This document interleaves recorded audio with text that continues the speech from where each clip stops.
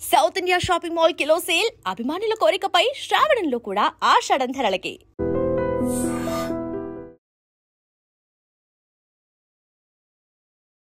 Welcome to I dream. నేను ఉదయశ్రీ.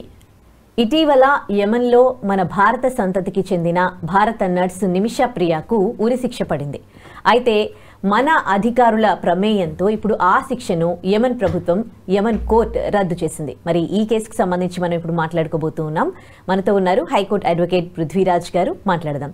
నమస్తే అండి, వెల్కమ్ టు స్టూడియో. ఇలా ఒక దేశానికి చెందిన వారిని ఇంకో దేశంలో దట్టు ఒక యమన్ కంట్రీస్ అంటే ఈ ముస్లిం కంట్రీస్ ఏవైతే ఉన్నాయో అక్కడ శిక్ష రద్దు కావడం అనేది మామూలు విషయం కాదు నాకు తెలిసి. సో ఎలాంటి వాదనలు వినిపించడం అక్కడ జరిగింది? ఈ కేసునంతా ఎట్లా చూస్తారండి మీరు? ఇప్పుడు ఏదైనా ఒక మర్డర్ కేసు కానీ ఏదైనా ఒక కేసు తీసుకుంటే మనకి పనిష్మెంట్స్లో కొన్ని రకాలు ఉంటాయమ్మా. రిఫార్మేటివ్ పనిష్మెంట్ అని చెప్పి, hand to hand, tooth to tooth అని చెప్పేసి, అండ్ రివెంజ్ పనిష్మెంట్స్ అని. అంటే ఈ పనిష్మెంట్స్ ఏంటంటే ఒక్కొక్క కంట్రీ ఒక్కొక్కటి అడాప్ట్ చేసుకుంటుంది. మన ఇండియన్ కంట్రీ తీసుకునేది రిఫార్మేటివ్ పనిష్మెంట్. అంటే మనిషిలో పరివర్తన తీసుకురావాలా, అంతేగాని అదేదో hand to hand, tooth to tooth కాదు, వాడు కొట్టాడు కాబట్టి నువ్వు కొట్టాలి ఇట్లా కాదు అని చెప్పి మన లీగల్ సిస్టంలో మనం అడాప్ట్ చేసుకునేది ఏంటంటే రిఫార్మేటివ్ పనిష్మెంట్స్ తీసుకున్నాం. దీనికి క్వైట్ ఆపోజిట్గా ఈ అరబ్ కంట్రీస్ ఉంటాయమ్మా. దాంట్లో అక్కడ hand to hand, tooth to tooth. వాడు చంపాడు కాబట్టి వీడు కూడా అదే శిక్ష వేయాలి. వాడు చేయి నరికాడంటే వీడు కూడా అదే చేయి నరకాలి. వాడు ఎక్కువ దోషం చేశాడు, మత దోషం చేశాడంటే నేలకు కత్తిరించాలి. వాడు కొన్ని ప్రచారాలు చేశాడు అనేసరికి వాడి చేతులు నరకాలి. ఇవి చాలా కఠినమైనవి. దొంగతనంలో నిరూపించబడితే కనుక చేతులు నరికేయటం, వేళ్ళు నరకటం వాళ్ళకి సర్వసాధారణమైనటువంటి పనిష్మెంట్. మనకి డెమోక్రటికల్ గవర్నమెంట్కి అక్కడ కూడా డెమోక్రటికల్ గవర్నమెంట్ ఉంది, కానీ వ్యత్యాసం ఏంటంటే పనిష్మెంట్ వచ్చేసరికి చాలా క్రూషియల్గా తీసుకుంటారు.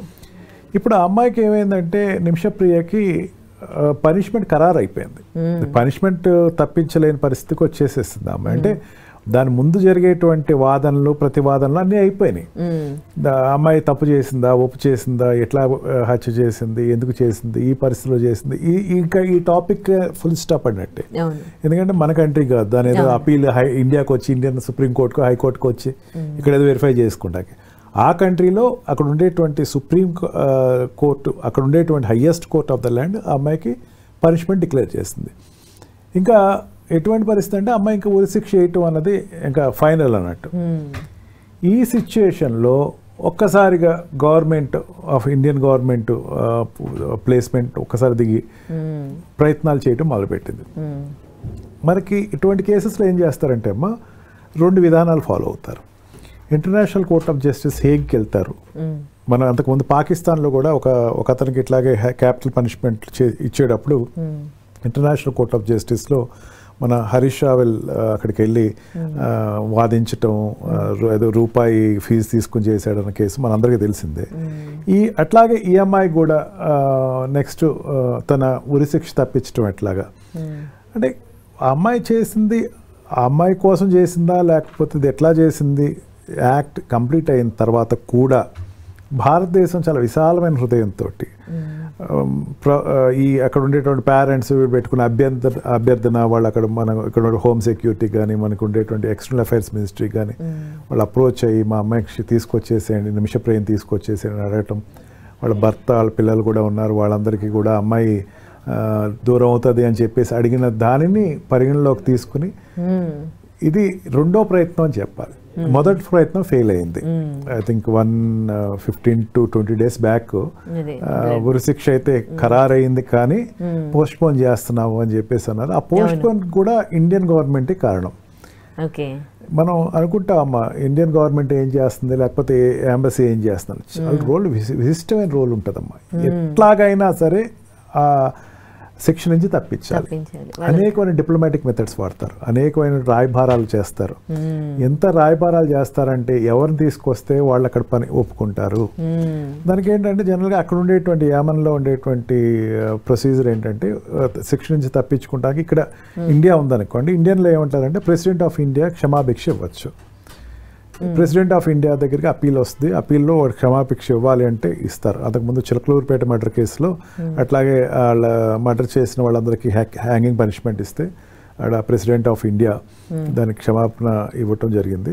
తర్వాత చాలా వాటికి ఆయన ఇవ్వలేదు. ఏది ప్రెసిడెంట్ ఆఫ్ ఇండియా ఉగ్రవాదులు చేసిన దాడికి కానీ వాటికి కానీ క్షమాభిక్ష ఎవరికి ఇవ్వలేదు. ఆటోమేటిక్గా అందరికీ పనిష్మెంట్ ఇచ్చింది. నిర్భయ కేసులో మనకి వాళ్ళకి క్యాపిటల్ పనిష్మెంట్, ఇట్లా అనేక ఇన్సిడెంట్స్ ఉన్నాయి. అక్కడికి వచ్చేసరికి అక్కడ ఉండే కింగ్ తోటి చెప్పటం లేకపోతే సుప్రీం చెప్పటం అన్నది కాదు. అక్కడ బ్లడ్ మనీ అంటే అది నిజంగా కొంచెం వాడుకలో కొంచెం మనకి తప్పుగా అనిపించినా సరే, చనిపోయిన వ్యక్తి తాలూకా primary persons mother, wife and father ఈ ముగ్గురు గనక కలిసి కట్టుగా కూర్చుని మేము క్షమిస్తాము, ఆ దానికి ఇంత అమౌంట్ మేము తీసుకుంటాము అని చెప్తే కనుక దానిని తీసుకుంటానికి ముందు వాళ్ళు ఒప్పుకోవాలి. అలా చెప్పేస్తే అయిపోతుంది.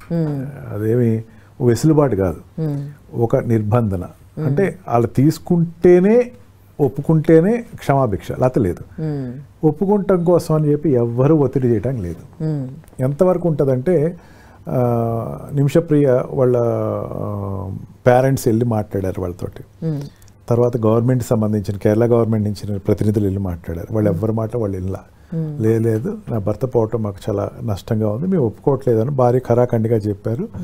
ఆమె ఇంకో మాట కూడా చెప్పింది, చనిపోయిన వాళ్ళ భార్య, మీరు ఎవరు మా ఇంటికి రాకండి అని చెప్పారు. ఎప్పుడైతే ఆ మాట అన్నారో ఇంకా ఫైనల్ అన్నట్టు ఉంటుంది. కానీ ఆ టైంలో గవర్నమెంట్ ఆఫ్ ఇండియా దిగి మన జయశంకర్ గారు చాలా నిజంగా ఎంత కీన్ ఇంట్రెస్ట్ తీసుకున్నారంటే external affairs minister. It is possible only because he is an IFS officer and Indian foreign సర్వీస్లో అంబాసిడర్ కింద పనిచేశాడు కాబట్టి ఆయనకి మెలకువలు తెలుసు. లేదు ఇంకొక ప్రయత్నం చేస్తాను, ఇంకొక వాయిదా వేయండి అని చెప్పి వాయిదా అడిగి, తర్వాత ఇప్పుడు అక్కడ ఉండేటువంటి మత పద్ధతుల చేతిలో వాళ్ళు అందరూ ఉంటారు. ముస్లిం కంట్రీస్ మత పెద్దలు చెప్తే కాదనరు.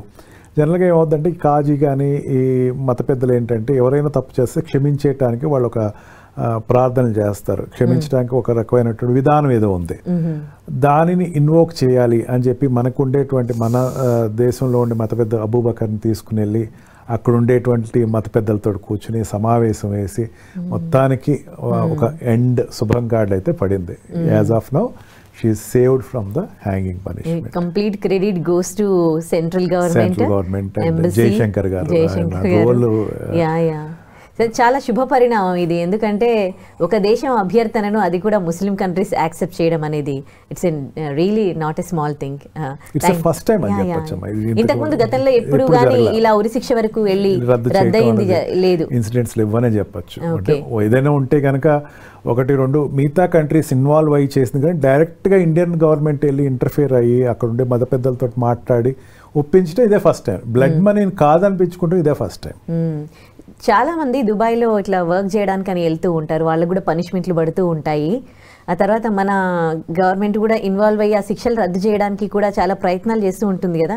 మరి అక్కడ ఎప్పుడైనా జరిగిందా ఇక్కడ పనిష్మెంట్స్ రద్దు అవ్వడం అనేది? ఎస్ ఈ మధ్యకాలంలో అంటే ఒక 10 years నుంచి అని చెప్పచ్చు, ఈ హోల్ 10 to 20 years నుంచి ఎక్స్టర్నల్ అఫైర్స్ మినిస్ట్రీ చాలా సీరియస్గా తీసుకుంటుంది అని చెప్పచ్చు వ్యవహారాలు ఏదైనా సరే. ఎందుకంటే నేను స్వయంగా ఎక్స్టర్నల్ అఫైర్స్ మినిస్ట్రీలో నేను ఐ హ్యావ్ వెరిఫైడ్ దట్ ఎట్లా జరుగుతుంది అని చెప్పి నేను దగ్గరుండి చూడటం జరిగింది. నేను అందుకే ఐఎమ్ టెల్లింగ్ అథెంటికేటివ్లీ ఎట్లా జరుగుతుంది అని. వాజ్పేయి గారు గవర్నమెంట్లో ఉన్నప్పుడు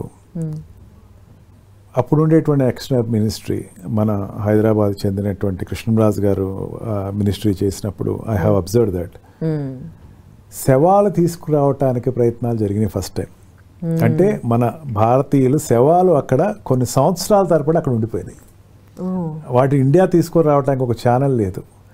అటువంటి పరిస్థితి నుంచి ఈ రోజున ఈ ఒక పనిష్మెంట్స్ విషయాన్ని కూడా ఇంటర్ఫియర్ అవుతుందంటే చాలా రిమార్కబుల్ చేంజెస్ అమ్మా. అది ఎంత ఈజీగా చెప్పేది కాదు. అంటే భారతదేశం దగ్గర దగ్గర ఈ రోజున 186 కంట్రీస్ తోటి ఎటువంటి ఇట్లాంటి చిన్న చిన్న పొరపాట్లు జరిగినా భారతదేశానికి తీసుకురాగలిగేటువంటిది ఒప్పించగలిగేటువంటి స్థాయిలో మనం ఉన్నాం. కొన్ని మరి చైనా కానీ చైనా వరకు కూడా ఓకే, మరి పాకిస్తాన్ తోటి మనం చేయలేము, బంగ్లాదేశ్ తోటి ఇప్పుడు పోయినాయి, మిగతా అన్ని కంట్రీస్ తోటి మనకి సత్సంబంధాలు ఉన్నాయి. And they can bring back.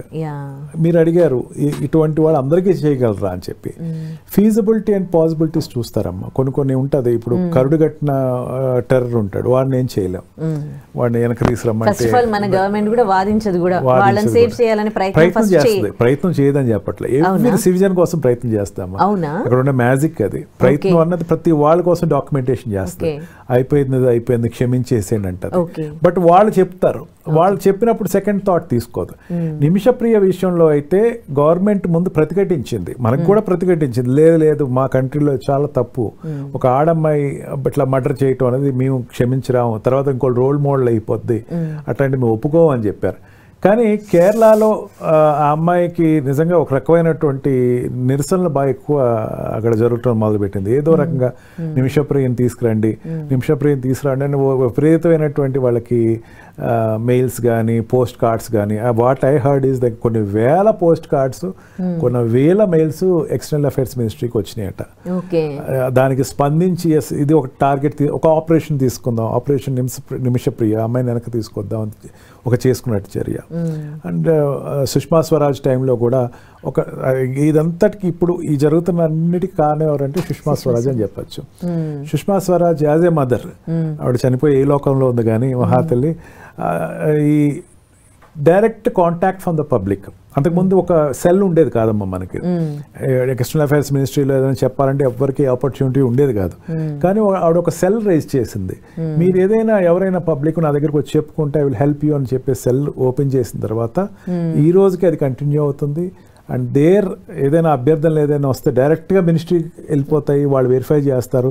Verify చేసేసి చాలా మంది ఉంటాయి అమ్మా, చనిపోయినాడు మా వాడు, అక్కడ చనిపోయాడు, శవం కావాలి ఇమీడియట్గా, మా వాడు యాక్సిడెంట్ అయ్యింది, అక్కడ జైల్లో ఉన్నాడు, ప్లీజ్ అక్కడికి వెళ్ళి రిప్రజెంట్ చేయండి, మాకు లీగల్ ఎయిడ్ ఇప్పించండి. చాలా మందికి లీగల్ ఎయిడ్ కూడా ఇప్పించడానికి ఉండదు. ఇప్పుడు అక్కడ ఉండేటువంటి డబ్బు సంపాదిస్తున్నాడు జైల్లోకి వెళ్ళిపోయాడు అనుకోండి, మరి ఇక్కడ ఉన్న వాళ్ళు ఎట్లా హెల్ప్ చేయాలో తెలియదు, అందుకే లీగల్ ఎయిడ్ అడుగుతారు.